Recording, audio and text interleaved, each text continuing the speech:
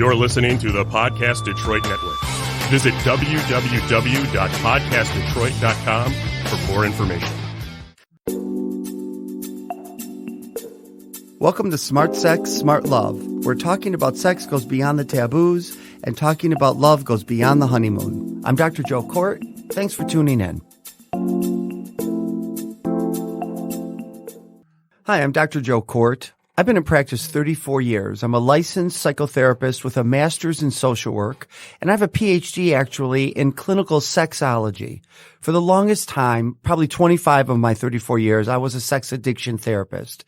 And what you need to know is that's very different than being a sex therapist. As a sex addiction therapist, I knew nothing about sex. I learned lots about trauma. I learned lots about addiction, but I learned nothing about sex. So I would have clients coming in who had sexual trauma, sexual abuse, and out-of-control sexual behaviors, and I was unable to help them effectively because I didn't understand how to help them talk about sex. The theory was if they heal, your clients heal, their sexuality will surface naturally. I found out that was bullshit. You have to talk to people about their sexual lives and their erotic lives.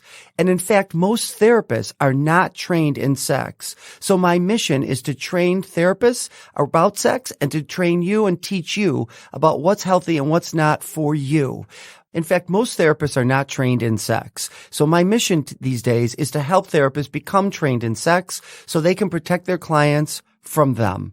So I've also authored 4 books on male sexuality and couple sexuality. In our culture, we only talk about male sexuality when men are in trouble. And partners never talk about their sexual desires until the relationship is in trouble. I want to change all that on this podcast. I specialize in sexual and gender identities that are binary and not binary. These days, there are less and less binaries where everyone is straight or gay or male or female. We're going to dissect all these boutique identities. My podcast is going to focus on helping people find their sexual selves and their erotic sweet spots. And we're going to talk about the difference between sexual orientation versus erotic orientation.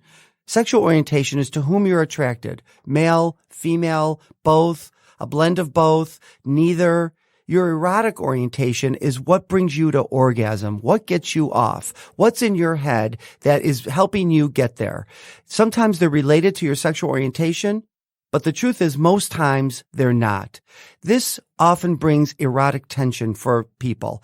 And people have that erotic tension because it doesn't match with their own values, their own beliefs, their own religion, their own culture, and it doesn't fit into their current relationship that they're in. So that creates erotic tension. And we're going to be looking at that in each one of these podcasts.